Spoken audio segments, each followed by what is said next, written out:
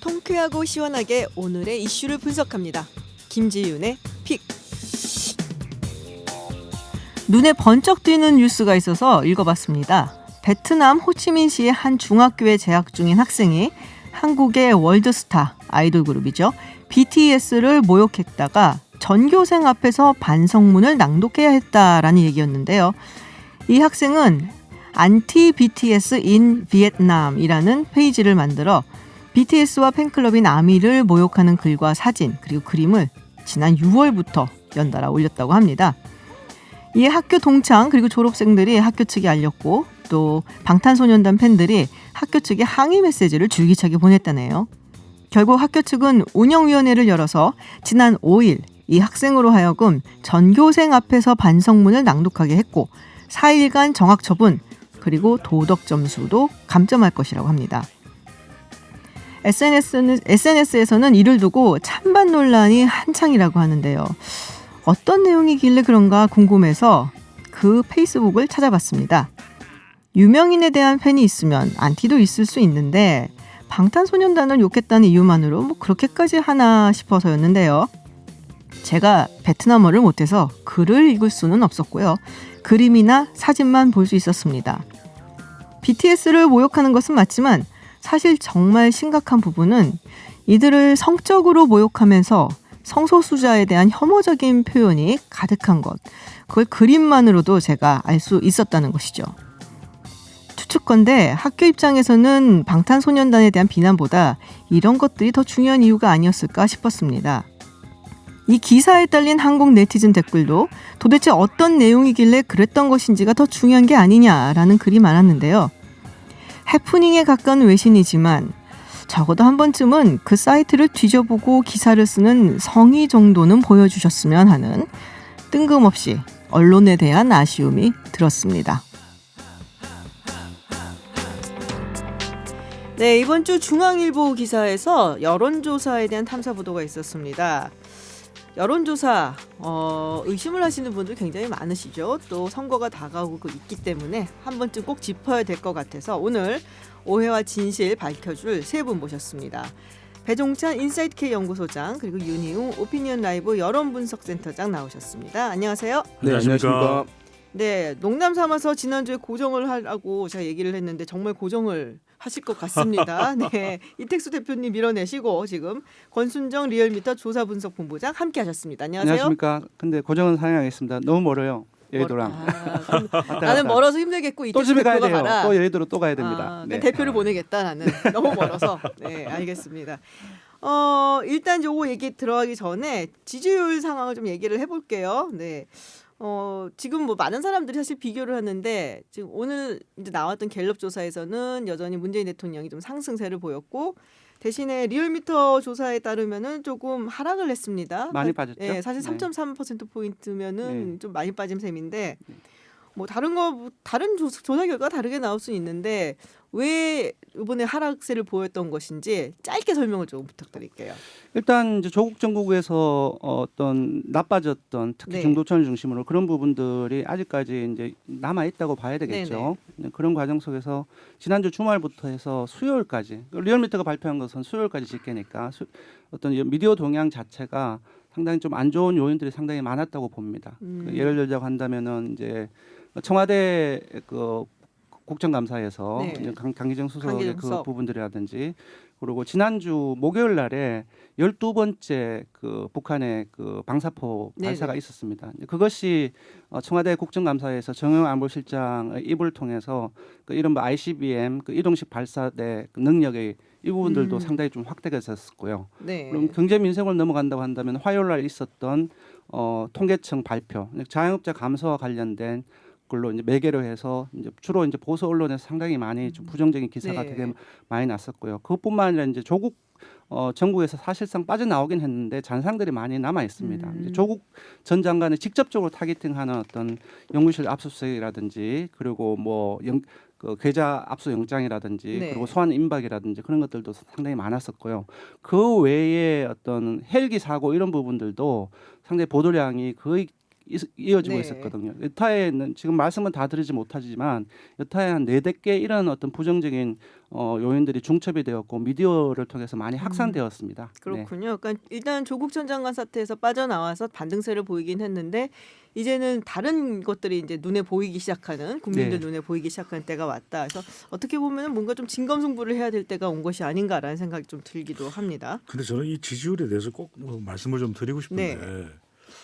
사실 직전 조사 또는 비슷한 기간에 조사 설계도 다른 두 조사를 이렇게 비교를 해서 조사를 못 믿겠다 이렇게 저는 분석하고 해석하는 게 굉장히 무리스럽다.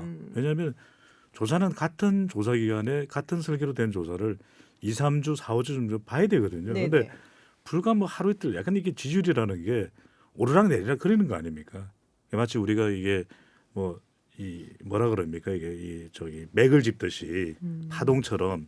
근데 너무 저는 이게 뭐 불과 며칠 동안의 내용을 가지고 이 큰 의미 부여를 하는 것도 그렇고 실제 사실은 사람들은 좋았다가 싫었다가 하는 것이거든요. 그러니까 아주 핵심 지지층 외에는 그래서 저는 조금 유연하게 볼 필요가 있지 않느냐. 그러니까 뭐 일부 신문에서는 지나치게 뭐 여론조사를 너무 그러니까 저는 여론조사의 신뢰도 또 정확성 중요합니다. 그런데 우리 사회가 너무 여론조사에 대해서 크게 이 비중을 두면서 좀 이것에 대해서 너무 그 아주 심각한 해석을 하고 있는 건 아닌가. 글쎄 뭐 비판을 그래서 좀, 하면서도 네. 항상 찾아보기는 하잖아요. 여론조사라는 거를. 그래서 이야기를 조금 짚어가고 싶은데 사실은 이제 저도 여론조사 굉장히 많이 했었고 네. 거기 관여를 했었기 때문에 이런 걸 보면은 이제 넘어가게 되지는 않더라고요. 그래서 이 자리를 빌어서 우리 청취자분들한테 여론조사를 볼 때 이런 점은 꼭 유념을 하시고 그리고 이런 점에 대해서는 너무 개념치 마시라라는 얘기를 좀 드릴 기회가 아닌가 싶어갖고 이 주제를 가지고 왔습니다. 네. 김 박사님 제가 짧게 한 말씀을 네네. 드리면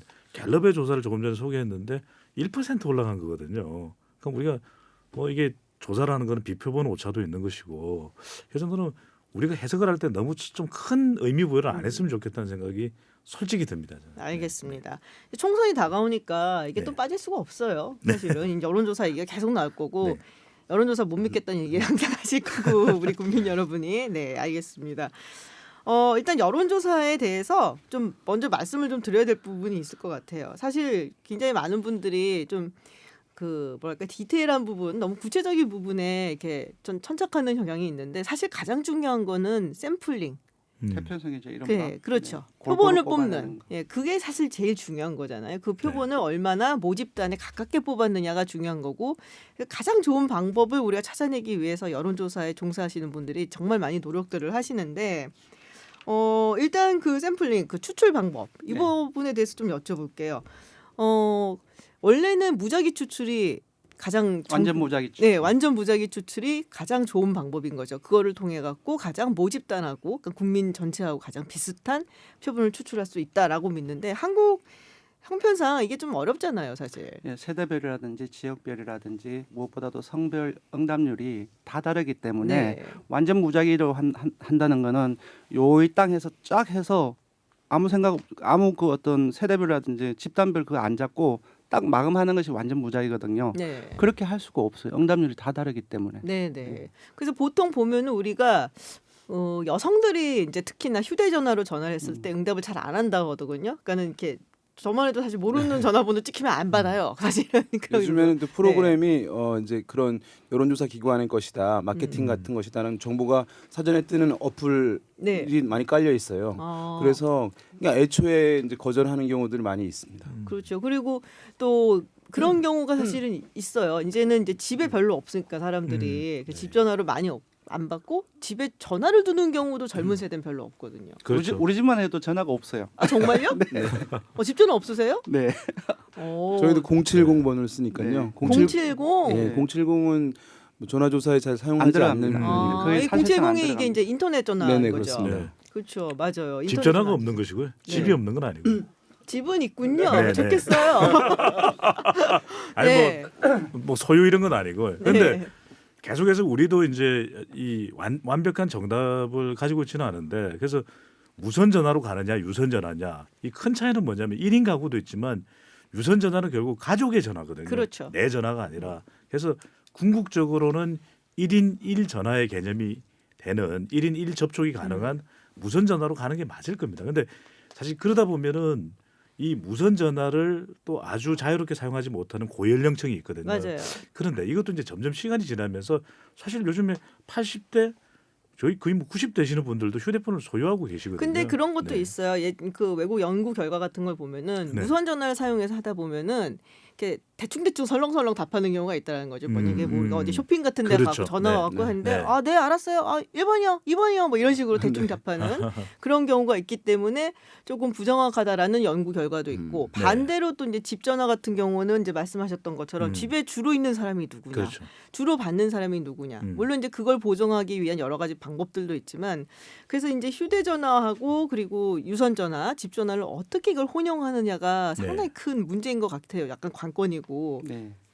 그래서 지금 리얼미터 같은 경우는 이제 정례 조사, 가장 정결한 조사가 저희 대통령 지지율이 나오는 네. 정례 조사인데 우리는 이제 무선을 80%, 유선을 20%를 합니다. 근데 그 이유는 이제 사실 통계학에서도 룰 오브 썸이라고 해서 이게 이론적인 근거 없이 하는 것들이 많거든요. 그쵸. 이제 이 역시 룰 오브 썸입니다. 우리가 단연간 일간 베이스로 조사를 하는 과정 속에서 이게 어떤 샤이 보호소 현상이라든지 그런 부분들을 조금 누그러뜨리고, 그러니까 지금 통계 가중치를 따로 이렇게 추가적으로 성연령 지역 외에 주면서 어떤 그 보수층의 참여라든지 이념 성향에 따른 어떤 변화는 이런 부분들 가중치를 줄 수 없기 때문에 우리 같은 경우는 유선을 어느 정도 한 20%를 태웠을 때 지금 상황에서, 그리고 또 박근혜 정부에서도 그랬었는데 그런 어떤 상대방 정권에 있을 때 그 반대 사람들이 덜 참여함으로써 인해서 나타나는 이른바 이제 편의 바이어스를 잡아내게 위한 어떤 어떤 2차적인 수단으로서 유선을 20% 유선을 정도로 20%. 그게 예, 이제 그런 예전에 루로브썸으로 이게 50을 하느냐 아니면 30, 70을 하냐 이거 항상 얘기가 많긴 했는데 예, 전국 조사는 그렇게 하고요. 아마 이거는 이제 우리 업계 비밀인데 업계 비밀. 예, 지난 6.13 지선에서는 저희들이 6대 4로 써왔어요. 네. 가상번호 무선을 60%, 유선을 40% 했는데 지금은 그럼에도 불구하고 샤이 보수 현상에 대한 것들이 나타나가지고 어떤 자유한국당을 좀 언더레이트한, 민주당을 좀 높게 평가하는 것들이 네. 결국 다 나왔어요. 우리 이번에는 조금 더 무선을 조금 더 확대를 할까 하는 생각을 내부적으로 검토 중에 있습니다. 이번 총선에서. 윤희용 센터장님 보시기에 이번에 그 기사 보셨을 네, 거 아니에요. 맞습니다. 어떤 점이 가장 눈에 띄셨어요? 그러니까 사실은 이제 여론조사 관련해서는 지금까지 많이 얘기된 것은 이제 여론조사 기관들, 생산자에 대한 얘기를 많이 했었거든요. 거기서 그거 여론조사 기관들이 조사의 정확도를 높이기 위해서 하는 노력들이 이제 필요하다는 것은 이제 100번 맞는 말씀이에요. 근데 또 한 가지 중요한 것은 소비자인 국민들이 그 정보를, 여론조사 결과를 받아들이는 데까지는 중간에 유통자라고 하는 또 미디어, 언론의 역할도 있다고 할 수가 있는 것이거든요. 그러니까 미디어에서 이 조사는 이런 이제 특성 방식으로 이루어졌기 때문에 이런 효과들이 있을 수 있다는 점을 얘기하면서 결과를 보도를 해야 되는데, 그렇지 않고 막무가내 이제 다양한 방식으로 실시된, 또 다양한 질문지로 실시된 조사 결과들을 A 조사기관과 B 조사기관의 결과가 다르다고 해서 이것이 조작이다라고 하는 문제의식으로 가져가는 것은 우리 사회의 국민들의 뜻을 가장 효율적으로 빠르게 알 수 있는, 민주주의에서 상당히 유용하게 활용될 수 있는 이 여론조사라고 하는 것을 뭐 권력을 견제하는 기능도 있는 것이고요. 이것에 대한 이제 불신과 오해를 너무 증폭시키는 문제가 있다는 점에서 저는 이제 보도도 사실은 이제 기자분들은 많이 사실 지식이 많기 때문에 많은 것들을 불가피한 어떤 현상이라든가 이런 것들을 알 수 있을 텐데, 어떤 점에서는 좀 공격적이거나 정치적인 이제 의도성에 있는 공세인 측면도 있는 부분들도 있는 것 같아서 네. 좀 아쉬운 부분은 있는데요. 그때 표본 방식에 따라 갖고 이게 사실 결과가 조금씩 다를 수밖에 없잖아요. 그렇습니다. 어떻게 그리고 보면은. 이제 가장 문제되는 것이 이거예요.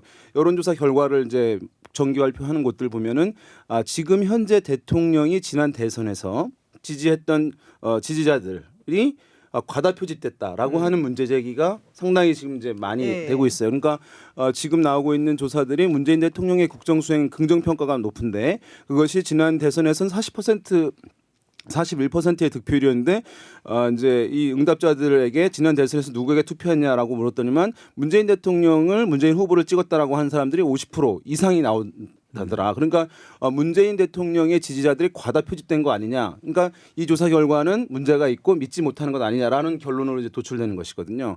근데 이 문제는 있는데 이것은 사실은 과거 정권에서도 반복되던 현상이긴 하거든요. 네. 이것은 이제 회상에 대한 질문을 하는 것이에요. 과거에 당신이 어떻게 했습니까라고 하는 것이기 때문에 여론조사는 기본적으로 지금 당시 순간의 생각을 묻는 것인데 과거를 묻는 것은 회상이기 때문에 사실은 정확하지 않은 측면이 있고 또 응답자들이 거짓 응답하는 경우도 상당히 좀 있습니다. 왜냐하면 다수에 포함하고자 하는 또 현직 대통령을 내가 지지했다고 얘기하고 싶은 그런 면에서 그것이 이제 그렇게 응답 비율이 높게 나오는 현상이 있는 그게 것을 인정하는 것인데 가장 그 유명한 케이스가 미국의 닉슨 대통령하고 케네디 대통령 케이스죠. 네, 그렇죠. 네, 예전에 이제 닉슨 대통령하고 케네디 대통령 1960년도 대선이 있었을 때 그 당시에 표 차이가 한 12만 표밖에 초가 안 났어요. 그러니까 0.2% 차이였거든요. 네. 케네디 대통령이 암살당하고 나서 1964년에 조사를 했는데 당신은 60년도 선거에서 누구를 찍었습니까? 라고 물어봤더니 64%가 케네디 대통령을 찍었다라고 대답을 하고 36%가 닉슨을 찍었다. 그러니까 네. 사람들이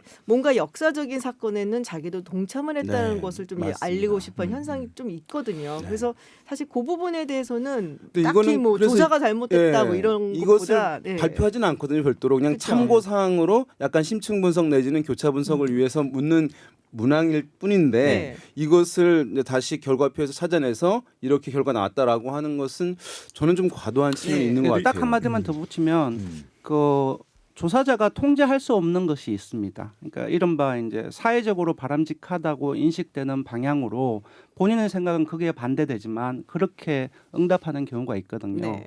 그래서 대표적인 예가 투표 의향 조사거든요. 실제로 투표 의향 조사하면 한 90% 이상 90% 나와요. 나와요. 근데 이제 총선 같은 경우 뭐 많이 나오면 70% 나오고 총선에 70%가 나오나요? 그래서 요새? 60% 네. 예, 그 지선 같은 네. 경우 50%대가 나오지 않습니까? 그 나머지 30%는 도대체 뭔가? 아니 그렇게 근데 대답하니까 그것과 비슷하게 봐야 될 네. 부분이 있는 거죠. 소셜리 지금 디자이러블 예, 이제 케네디 그 부분도 마찬가지. 요번에 이전 그 19대 대선에 누구를 찍었냐 그 부분들도 사실상 현 정부가 이런 그 문재인 정부 또는 그때 케인즈 정부이기 때문에 현실적으로 그쪽에 답하는 경우가 있는 거죠. 근데 뭐 김 박사님께서 저는 잘 지적을 해주셔서 생각하는데 미국에서도 그런 현상은 자연스러운 현상이잖아요. 네. 통제 불가능한. 그러니까 저는 우선 우리가 이 여론조사를 대하는 태도 자체가 이게 우리가 전화를 하든지 아니면 온라인 조사를 하든지 어떤 도구가 있어야 됩니다. 중간 매개가 있어야 되거든요. 그렇기 때문에 저는 한계가 있는 이 여론을 수렴하는 도구다. 한계가 있는 저는 그렇게 이해를 하는 거죠. 여론조사라는 것이 여론조사가. 그래서 저는 국민의 여론은 개인의 의견이 아니잖아요. 이걸 수렴할 수 있는 더 좋은 방법이 있으면 더 좋은 방법을 쓰자는 거예요. 그러니까 이게 이 만병통치약은 아니라는 건데 그럼에도 불구하고 그만한 가치가 있는 도구이기 때문에 우리가 사회과학적으로 활용을 하고 있는 것이거든요. 네. 근데 여기서 이제 제일 중요한 것은 있는 그대로만 놓고 보면 되는데 일단 이 결과가 나오는 순간 정치적으로 해석을 하죠. 또 전략적으로 정략적으로 활용을 하는 게 문제인 거죠. 그러니까 저는 참고하는 수준으로 생각하면 뭐가 그렇게 여론조사에 대해서 우리가 지나치게 안달복달할 이유가 없는 것이거든요. 그러니까 네. 이제 첫 번째 중요한 것은 대표성이기 때문에 최대한 이것이 무작위로 섞일 수 있는 이 표본 추출 방법을 사용하고 있냐 그 방향으로 그게 가장 가려고 중요하죠, 사실은. 그 방향으로 가려고 노력하면 이게 중요하고 그다음에 또 질문이거든요. 질문을 국민들이 알 수 없는 우리 김 박사께서는 알 법한 뭐 한미 관계에서 사드 배치 이런 걸 일반인들에게 물어봐요. 그럼 어떻게 대답을 합니까? 소득 주도 성장을 물어보고 나서는 보기가 막 이런 거예요. 아니 얼마 안 됐는데 좀 봐줘가면서 좀 기다려보자 이런 보기가 있고 아니 무슨 소리야 우리가 경제에 대해서 조금이라도 안심할 수 없기 때문에 철저하게 평가해야 된다. 근데 그런 걸 일반인들이 답할 수 없는 내용. 그래서 저는 답할 수 있는 질문과 답할 수 있는 보기를 하라. 뭐 옛날에 네. 내가 질문해 좀 이거 어려워서 아무도 몰라라고 막 아이고 너다들이 옛날 이야기를 또 하십니까? 아니 근데 제가 사실 여기서 짚고 네. 싶었던 지금 하던 얘기에서 짚고 싶었던 것은 이게 뭐 문재인 대통령 지지자가 많이 표집이 돼서 잘못됐다. 박근혜 전 대통령 당시에도 뭐 그런 일이 있었다. 이런 부분이 사실은 중요한 게 아니고 네. 사실은 정말로 근본적으로 샘플링 우리가 표본 추출 방법이 어땠느냐를 봐야 되는데 조금은 표피적인 부분에 집중을 한 것이 아니냐라는 생각이 조금 들었기 우리 방송 때문에 정말 좋은 방송이네요. 네. 이거 시리즈로 해야 될 것 같아요. 총선 때까지 아. 우리가 조금 얘기를 해야 돼 이거는. 그러니까요. 왜냐하면은 이제 저는 사실은 제가 직접적으로 막 하기 전까지도 별로 이렇게 큰 관심이 없었어요. 그리고 네. 좋아하지는 않았어요. 저 하드 데이터를 좋아하는 사람이라서. 그렇죠.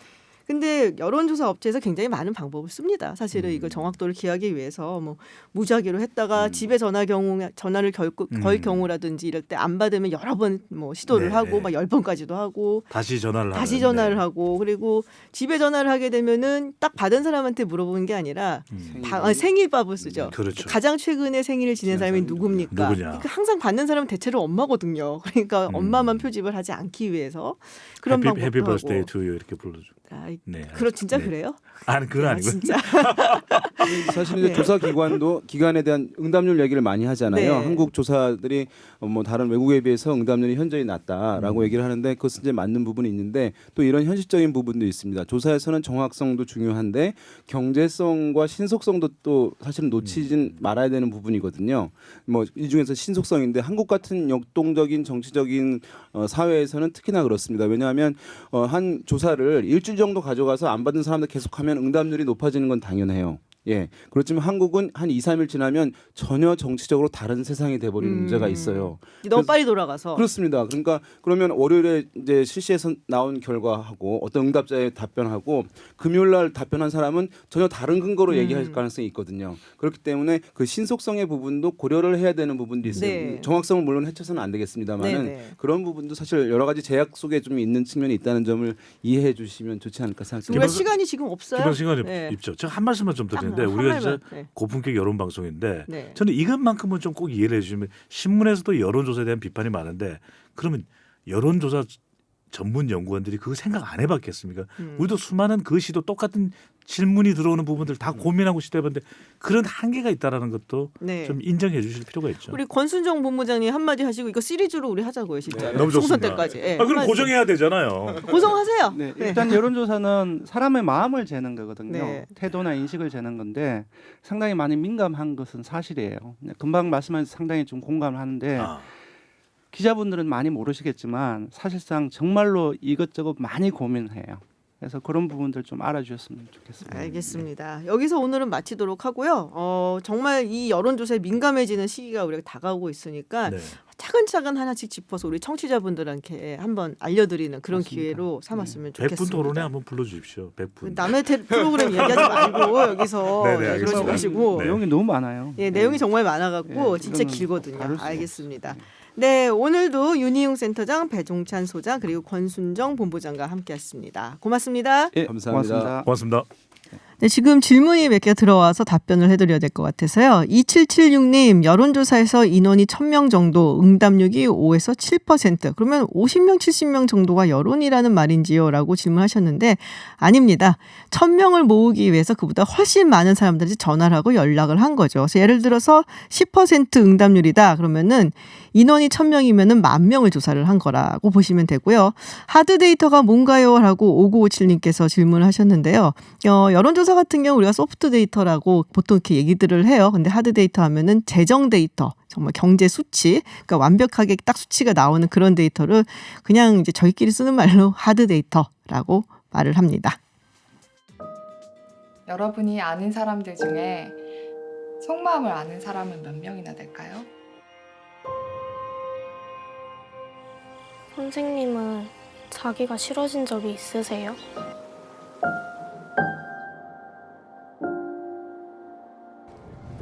다만 나쁜 일들이 닥치면서도 기쁜 일들이 함께한다는 것. 우리는 늘 누군가를 만나 무언가를 나눈다는 것. 세상은 참 신기하고 아름답다.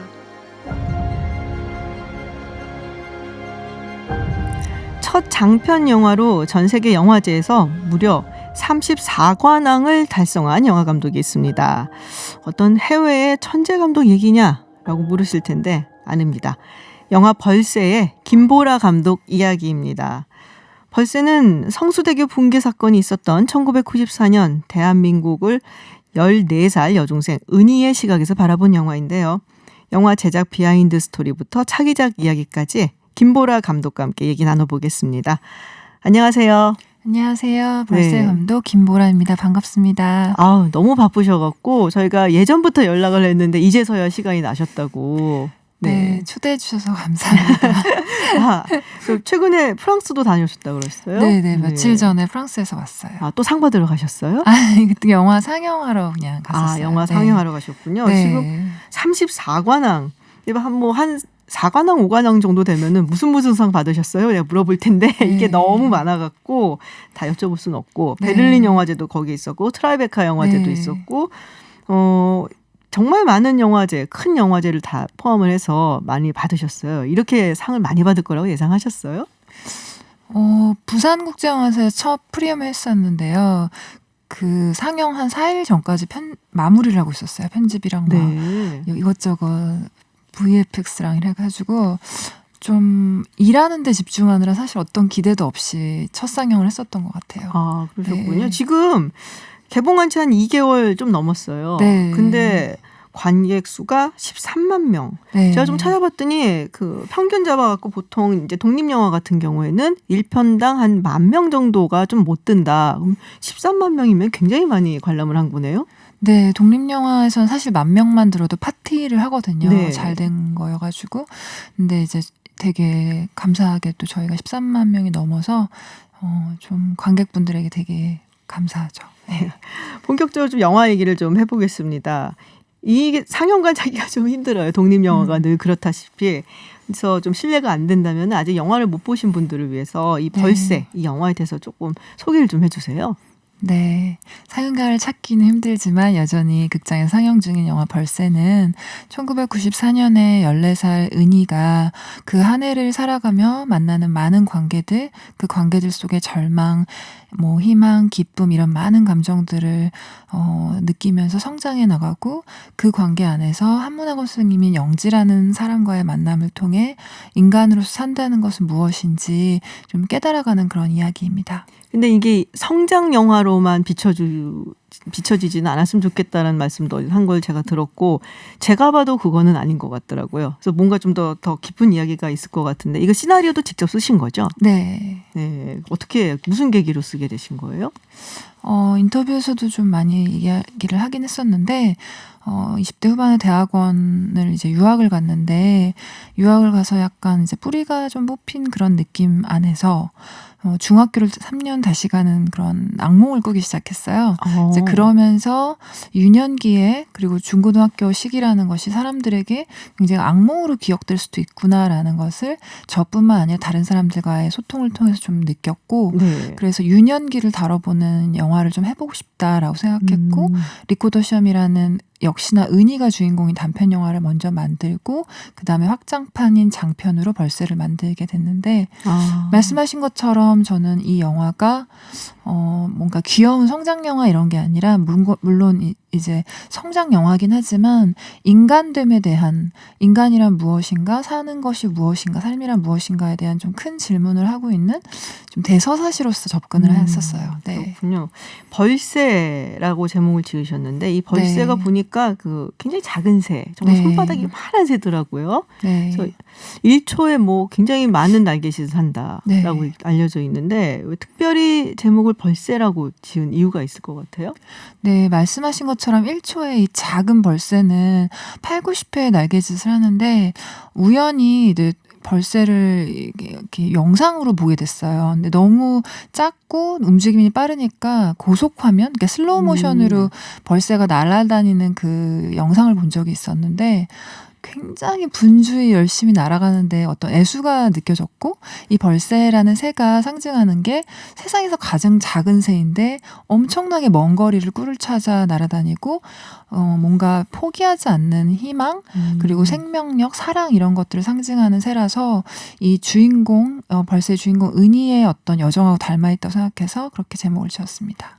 저는 이제 방금 말씀하셨던 것처럼 그 주인공 은희의 여정을 닮았다고 하셨잖아요. 근데 그런 생각이 좀 들었어요. 약간 굉장히 불안해하는 우리 모두의 모습 같다. 그러니까 은희뿐만이 아니라 네. 뭐 아빠, 언니, 엄마, 뭐 오빠 다 친구 지숙이었나요? 네, 지숙이. 그리고 거기서 근데 이 불안함에서 벗어나 있는 사람은 딱 한 명, 영지 선생님 같다는 생각이 좀 들었어요. 네. 이 벌새의 모습이 우리 모두 진짜 이 사회를 살아가는 우리 모두의 모습 같다라는 생각을 굉장히 많이 했어요. 네. 첫 장면에 또 은희가 이렇게 있잖아요. 집에 이제 사람이 없어. 근데 잘못 알고 봤더니 딴집 가갖고서 문 두들기고 네. 막 이러는 장면에서 그 장면을 보면서도 굉장히 얘가 물론 이제 중학생이니까 굉장히 불안한 네. 시기잖아요. 하지만 인간적으로 굉장히 불안해하고 있구나. 뭔가 가족과의 관계에서도 불안해하는 것이 아닌가. 뭐 이런 생각이 들 정도였는데 그런 의도가 네. 있었나요? 네, 아주 정확히 봐주신 것처럼 저는 이 자본주의 사회 안에서 살아가는 모든 개인은 어떻게 뭔가 이유를 알 수 없는, 원인을 알 수 없는 뭔가 불안이나 공포, 두려움, 그러니까 돌연한 두려움에 사로잡힌다고 생각을 해요. 왜냐하면 우리가 이 벌새에서 나온 학교처럼 서울대에 가야 하고 어떤 직장을 구해야 되고 어떤 삶을 살아야 되는지가 어떻게 보면 이렇게 정답처럼 정해져 있는 사회를 살잖아요. 그렇기 때문에 그 틀에 맞추지 않는 사람들에게 찾아오는 그런 불안이 있고 그리고 비교나 분별로 인한 불안도 분명히 있는데요. 이 영화 안에서 벌새는 분명 희망이나 생명, 사랑을 상징하기도 하지만 그런 분주한 움직임에서 어떤 불안이나 약간 두려운 징후 이런 맞아요. 것들도 분명히 느낄 수 있다고 저는 생각을 했었어요. 네. 그렇군요. 이 질문은 진짜 많이 받으셨을 것 같아요. 왜 1994년 성수대교 붕괴 들어가느냐. 네.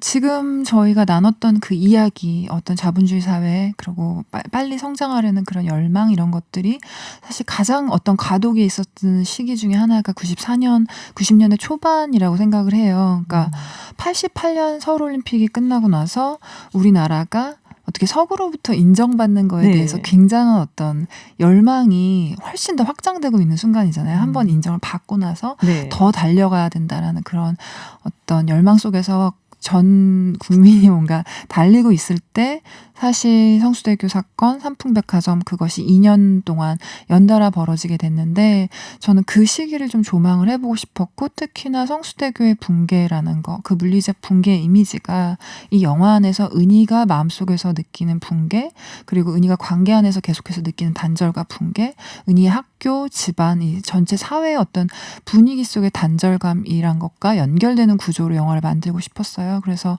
당연히 94년일 수밖에 없었고 또 개인적인 어떤 기억들도 경험들도 좀 묻어있는 영화이기 때문에 제 유년기였던 90년대 초반을 다뤄보고 싶기도 했었습니다. 그렇군요. 근데 해외 영화제에서 정말 극찬을 받았잖아요. 근데 이 94년도에 있었던 성수대교 붕괴 사건, 그러니까 저 같은 경우도 기억을 생생히 하거든요. 이게 그 사람들한테도 좀 공감을 일으켰을까라는 생각이 좀 들었거든요. 네. 여러 가지 측면에서 공감을 해주셨는데 사실 가장 크게 공감하셨던 건 인간됨에 대한 이야기. 인간됨. 네, 은이라는 인간이 인간되고자 하는 그 열망으로 사람들을 만나고 또 영지라는 굉장히 고유한 아름다움을 지닌 사람과의 본질적 관계 속에서 느끼는 그런 연결감은 사실 인간이라면 누구나 열망하는 거고 은이처럼 자유롭고 싶고 어떤 인간 되고 싶어하는 그런 마음은 사실 이건 한국인뿐만 아니라 모두가 느끼는 감정이잖아요. 그래서 그런 측면에서 굉장히 공감을 첫 번째로 하셨고 이제 두 번째로는 예를 들어 트라이베카 영화제에서는 뉴욕의 9.12 사건이라던가 네 그리고 뭐 일본 관객분들은 일본에 워낙 국가적 재난이 많기 때문에 또 이탈리아 관객분은 최근에 일어난 이탈리아 다리 사건에 대해서 언급하시기도 하고 네.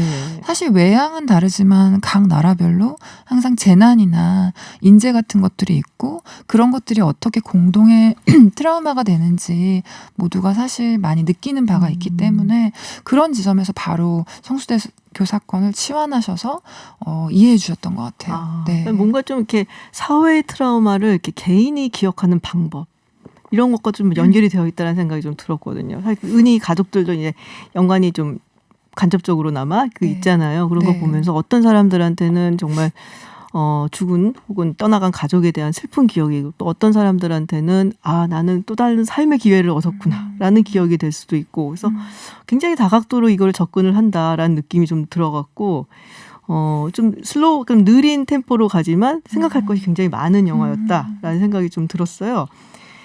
94년을 소환을 했기 때문에 소품 이런 거. 헌팅하고 장소 헌팅하고 근데 굉장히 신경을 많이 쓰셨을 것 같아요. 기억나는 게 베네똥 가방. 네. 그때 베네똥 유행했던 제가 기억하거든요. 네. 그래서 뭐 구하면서 뭐 에피소드 같은 거 재밌는 거 있나요? 그 말씀하신 베네똥 가방이 사실 가장 중요 소품 중에 하나였었어요. 왜냐면 은희가 항상 메고 다녀야 되고 네. 그 노란색이 굉장히 또 잘 눈에 띄기 때문에 그걸 꼭 구하고 싶었는데 그 연출부 친구가 무슨 중고 장터 이런 데서 어렵게 구한 거예요. 그래서 그렇게 구하는 과정들이 하나하나 좀 사연들이 다 있었고 특히나 좀 주력을 했던 거는 말씀하셨던 것처럼 로케이션, 장소 헌팅이었는데요. 그런 거는 제가 혼자서 준비하는 기간도 몇 년 정도 됐었기 때문에 혼자 많이 돌아다니다 보면 좀 괜찮은 장소들이 눈에 띄어가지고 그렇게 구해진 장소도 있고 정말 발품을 많이 팔아서 이렇게 좀 구현했던 룩이긴 했었어요. 근데 그런 거에 또 깨알같이 막 집중하는 사람들도 많거든요. 저도 그런 사람 중에 한 명인데 그래서 또 즐거워요. 그런 거 발견. 맞아, 저때 뭐 저거야 뭐 이렇게 그래서 재밌었는데 네, ABCD112님께서 감독님 반가워요. 영화가 정말 궁금합니다. 음식점 갔다가 플래카드 보고 영화를 알게 됐다고 문자 보내주셨고요. 장기호님께서 죄송합니다. 이번 주 볼 건데 스포일러가 너무 많이 나온다고 지금 말씀을 하셨습니다. 지금 뭐 나누고 싶은 얘기는 많은데 또 한정된 시간이라 갖고 여쭤보고 싶었던 게 이 영지 선생님 인상적인 인물이었거든요. 굉장히 혹시 이렇게 마음속에 그렸던 그런 뭐 롤 모델 뭐 이런 원래 그런 경험이 있으셨던 건지 그냥 창작을 해내신 건지. 제가 실제로 어렸을 때 한문학원을 다니긴 했었어요. 네. 그래서 영지 선생님이 느슨한 모델이 되던 분이 계시긴 했었어요. 근데 저와 그 선생님은 친하진 않았어요. 이렇게 은희와 영지처럼. 그런데 그 선생님이 좀 기억에 남았던 건 저를 아이가 아니라 한 명의 인간으로서 존중하는 그 태도의 마음은 기억이 남거든요. 그래서 그 느슨했던 모델인 그 선생님뿐만 아니라 제가 살면서 만난 영지 같은 사람들의 특징이 뭐였냐라고 생각해보면 사람의 마음을 이렇게 들어줄 줄 알고 말을 경청하고 함부로 판단하지 않는 그런 태도들, 그런 공통되는 특징들이 있었고 그렇게 제 삶의 영지들의 어떤 좋은 부분들을 이렇게 집약해서 만든 캐릭터가 영지입니다. 그러니까 한 명의 어른이다라는 느낌이 들었어요. 영화 속 유일한 어쩌면은 그런 생각이 들었고 아까도 말씀드렸다시피 불안해하지 않는 그런 인물이다라는 생각도 좀 들었고 마지막 질문인데요. 네, 차 기자 혹은 다음에 같이 작업하고 싶은 배우 누가 있을까요? 차기작은 조금 계속 고려를 하고 있는데 그래도 가장 중요한 거는 마음을 다할 수 있는가인 것 같아요. 그러니까 영화라는 게 몇 년이 흐르기 때문에 준비하고 그러는데 내 마음을 다할 수 있는 작품을 좀 만났으면 좋겠고 같이 작업해보고 싶은 배우는 전도연 배우님을 되게 좋아해서 그렇군요. 언젠가 꼭 만나보고 싶습니다. 네, 알겠습니다. 지금 블랙스완님께서 30대 후반, 40대 초반 저도 그 당시 학창 시절을 보내서 영화에 공감이 많이 갔다. 이미 보셨던 것 같아요. 이분은. 그래서 올림픽은 너무 어려 기억은 안 나는데 IMF를 학창 시절에 보냈고 그래서 더 공감이 간다라는 문자 보내주셨습니다. 앞으로도 많은 좋은 영화 또 만들어주시길 기대하겠습니다. 고맙습니다. 감사합니다. 네, 지금까지 영화 벌새의 김보라 감독이었습니다. 네, 한 주간의 따끈따끈한 스포츠 이슈 전하는 스포츠 피플 시간입니다. 이데일리 이성무 기자 그리고 스포티비 뉴스의 한준 기자와 함께합니다. 안녕하세요. 네, 안녕하세요. 안녕하세요. 한 기자님 휴가 잘 다녀오셨어요? 예, 굉장히 어디 갔어요? 푸켓에 다녀와서 여름을 다시 느끼고 왔습니다. 좋았겠다. 네. 부럽네요. 네, 빨리 시간이 없어갖고 진행을 해야 될 것 같아요. 손흥민 선수 얘기를 좀 하고 가야 될 것 같아요. 손흥민 선수가 지난 4일 에버튼과의 경기에서 백태클을 했죠. 고메즈 선수한테. 그래갖고 퇴장당하고 4경기 출장 정지 징계가 있었는데 그게 철회가 됐어요. 예, 그러니까 사실 이 3경기 출전 정지 징계가 특별히 나왔던 건 아니고 네. 프리미어리그의 경우 퇴장을 직접 받아서 바로 퇴장당할 경우, 그러니까 이게 레드카드 받을 경우 네네. 세 경기 출전 정지가 바로 나와요. 아. 특별히 더 받은 게 아니라. 아, 왜냐하면 그렇군요. 보통은 사실 저희가 알기로는 퇴장을 당하면 다음 다음 경기 못 경기만 못 뛰는 나오는 걸로. 정도인데 네. 프리미어리그는 그런 규정이 있고 이 상황에서는 좀 그 퇴장 자체가 철회된 거죠. 근데 철회 결정에는 다시 분석을 해보니까 사실은 손흥민 선수 때문에 부상을 당했던 것은 아니다. 태클 건 것은 맞는데 뭐 이런 이게 맞나요? 그러니까 부상을 당했기 때문에 더 중한 징계를 주는 것은 아니고요. 네. 이 태클 자체가 부상 유무와 관계없이 부상 퇴장을 유무 줄 관계없이. 정도는 아니었다. 본래도 경기 중에도 경고 카드를 꺼냈다가 비디오 판독을 한 이후에 네. 이제 퇴장 판정이 나왔는데 아마 그 과정에는 이 선수가 사실 부상당한 안드레 고메스 선수가 발목이 육안으로 봤을 때도 정말 완전히 골절돼서 좀 너무 끔찍한 장면이기 때문에 화면에 안 나왔는데 네. 그게 좀 영향을 미치지 않았을까. 옛날에 시세 선수 생각나. 예, 시대 선수도 그렇고 뭐 라르손 선수도 있고 많은 그러니까. 그런 사례가 있었는데 당시에는 사실 그걸 느린 화면으로 보여줬었어요. 근데 이제 아우. 그게 너무 좀 심리적으로 그쵸. 많은 분들에게 타격을 예. 주다 보니 이번에 안 보여줬는데 손흥민 선수도 그랬기 때문에 사실은 그런 상황이 왔는데 내가 퇴장이 아니라고 뭐 항의하는 것도 좀 웃긴 상황이었고 결국엔 그렇군요. 정확한 좀 재판정을 통해서 앞으로 경기에 좀 뛸 수 있게 됐습니다. 손흥민 선수가 좀 정신적으로 충격을 좀 많이 받은 것 같았거든요. 네네. 그래도 또 경기는 잘 하는 것 같아요. 사실 그 다음에 곧바로 유럽 챔피언스리그 경기가 있었거든요. 네. 그 경기에 못 나올 거라는 전망이 많았는데 오히려 손흥민 선수 당연히 출전을 했고 2골을 넣었어요. 그러니까요. 이걸 보면서 정말 손흥민 선수는 축구만 잘하는 선수가 아니라 정신적으로도 강한 선수라는 걸 느낄 수 있었고요. 무엇보다 손흥민 선수가 금방 회복할 수 있었던 것은 가족의 힘이었다. 이렇게 얘기할 수 있는 것 같은데 런던으로 돌아와서 곧바로 핸드폰 끄고 아버지에게 달려갔다 그래요. 그래서 아버지와 함께 시간을 보내고 또 얘기를 나누면서 어떤 마음의 치유를 얻지 않았을까라는 생각을 갖고 있는데요.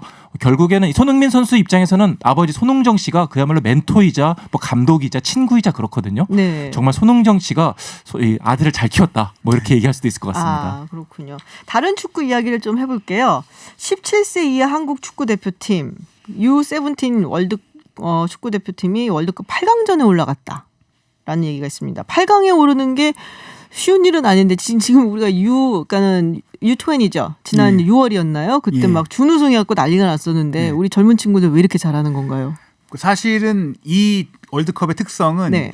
저희가 원래 알고 있는 월드컵이랑 조금은 달라요. 월드컵은 32개국 나가고 있고 유럽이나 남미가 더 많이 나가잖아요. 네네. 잘하는 국가니까. 하지만 총 20세나 17세나 청소년 월드컵은 다양한 나라의 선수들에게 기회를 주기 위해 대륙별로 쿼터가 좀 균등하게 나가는 편이고 그러다 보니 축구 강국들의 참가가 조금 적기도 해요. 네. 결과적으로 8강에 오른 팀들은 축구 강국이고 또 우리 선수들이 잘했기 때문에 올라온 것이지만 뭐 그런 측면이 있고 또 어린 선수다 보니까 뭐 아무래도 기량적으로 피지컬적으로 그리고 정신적인 부분 면에서 국제적으로 차이가 좀 덜한 편이거든요. 물론 네. 그걸 감안하고도 좋은 성과이지만 그런 요인들이 있기 때문에 최근에 좀 이 연령별 대회에서 저희가 성과가 잘 나는 측면도 있습니다. 이게 몇 년 만에 8강 진출한 거죠? 네, 1987년과 2009년에 이어서 세 번째로 17세 이하 월드컵에 8강에 오른 건데요. 지난 20세 이하 월드컵 때 우리가 준우승을 차지했잖아요. 네. 그때와 굉장히 비슷해요. 아. 선수들이 경기를 치르면 치를수록 자신감을 얻어가고 있고 더 잘해요. 네, 팀이 하나로 똘똘 뭉치는 모습을 보여주고 있거든요. 또 네. 지도자도 뭔가 좀 강압적이고 또 그런 게 아니라 굉장히 선수들과 친구 같은 그런 리더십을 보여주면서 네. 어찌 보면 점점 발전하는 성장 드라마를 쓰고 있다. 이 점이 굉장히 닮았다고 할 수 있겠습니다. 근데 우리가 U20 할 때는 막 이강인 선수 얘기가 그랬잖아요. 이번에는 그러면은 뭐 비슷하게 U17에는 누가 있다 뭐 있을까요? 사실 뭐 이강인 선수 같은 경우에 아주 어린 나이부터 스페인에 자란 독특한 케이스고 네. 또 제2의 이강인을 찾기에는 지금 나이 선수들 2002년생이 대부분인데 이강인 선수가 2001년생이거든요. 2002년. 그런 선수들이라서 뭐 이강인의 제2의 이강인보다는 이제 제2의 황의조라고 불리고 있는 최민서 선수가 최근에 잘하고 있어요. 뭐 앙골라와 16강전에서도 네. 멋진 골을 넣었고 또 이번 때에 2골을 넣으면서 만 17세인데도 키가 183입니다. 아 정말요? 예, 키도 크고 진짜 크다. 높이도 있는데 발기술도 좋고 여기에 양발을 모두 잘 쓰는 능력이 있는데 또 본인의 롤모델이 황의조 선수라고 해요. 네. 그와 유사한 좀 전술적인 능력을 보여주면서 좀 각광받고 있는 선수가 있습니다. 제2의 이을용도 있습니다. 이태석 선수라고 진짜 제2의 이을용입니다. 이을용 비슷하게 선수 생겼다는 얘기예요? 아들입니다. 이을용 선수. 예. 진짜 이을용. 네, 진짜 네. 이을용. 그래서 정말로 진짜 제2의 이을용입니다. 예, 포지션도 똑같아요. 그렇구나. 아마 아빠를 보고 그 플레이를 네. 그대로 한다고 하는데 오. 그 더 잘한다고 뭐 네네. 아버지께서는 얘기하시더라고요. 그리고요. 지금 그러면은 언제 중계되나요? 8강전?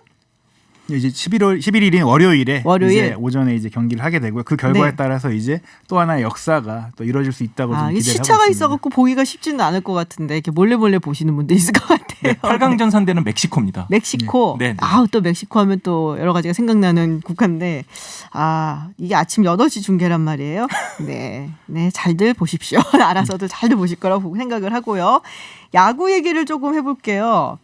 6일부터 2019 프리미어 12 이게 사실 야구 굉장히 팬인데 WBC는 안 돼. 이건 좀 생소하거든요. 네, 프리미어 12라고 프리미어 보통 12, 얘기하는데 네. 이제 세계 야구 소프트볼 협회가 세계에서 가장 잘하는 야구를 잘하는 12개 나라를 불러서 이렇게 국가대항전을 벌이는 겁니다. 우리나라에서 지금 C조 조별리그가 열리고 네. 있는데 우리나라가 1차전에서 호주를 이겼고요. 네. 5대 0으로 이겼고 어제 또 캐나다를 3대 1로 이기면서 네. 지금 2차 라운드 그러니까 슈퍼 라운드 진출을 확정 지은 상황입니다. 현재 마지막 조별리그 3차전 쿠바와의 경기가 열리고 있는데 0대 0으로 아직 지금 점수를 우리나라가 내질 못하고 있는 상황입니다. 그러네요. 이게 도쿄올림픽 예선이라는 얘기는 또 뭔가요? 네, 야구에 대한 좀 세계적인 관심을 끌어올리기 위해서 이 대회에 이 올림픽 출전권을 걸었어요. 그래서 이제 아시아의 한 장을 이 대회에서 주는데 일본은 개최국이기 때문에 자동으로 본선에 그렇겠네요. 진출하고요.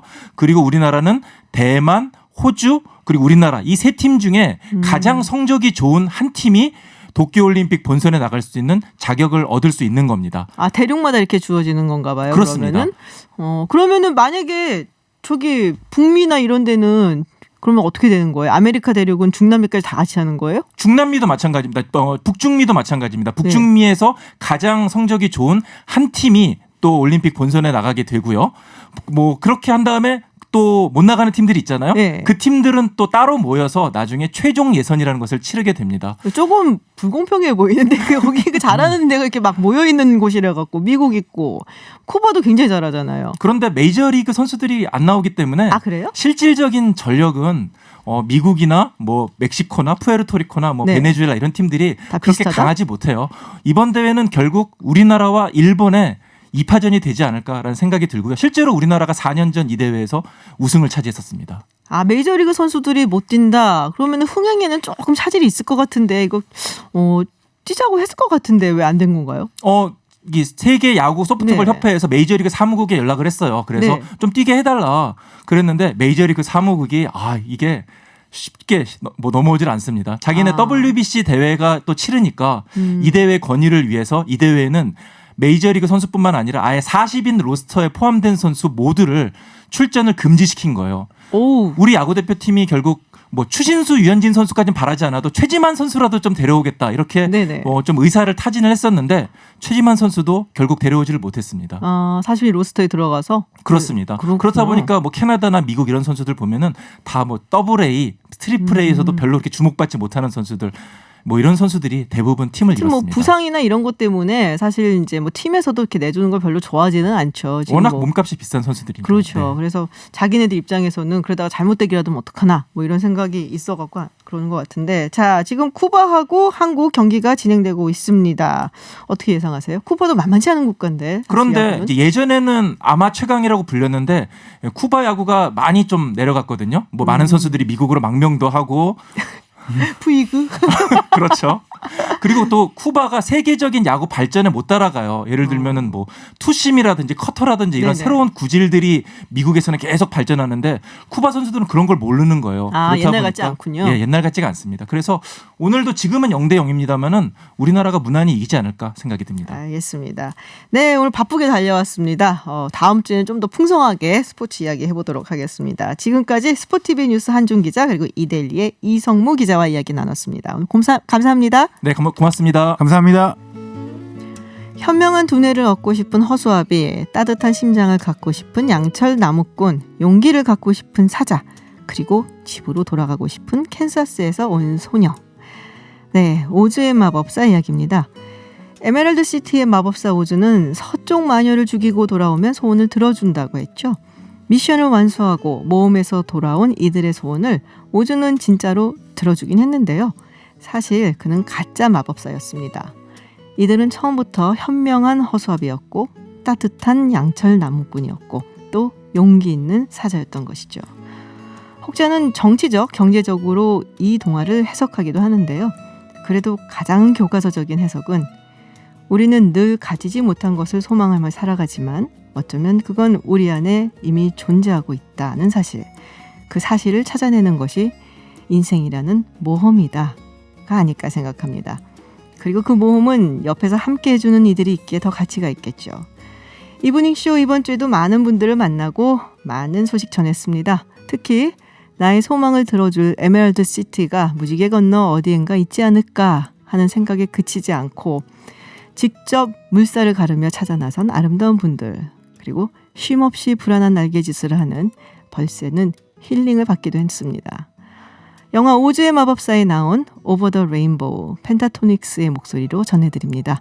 편안한 주말 보내시고요. 저는 다음 주에 다시 찾아오겠습니다. 김지윤이었습니다.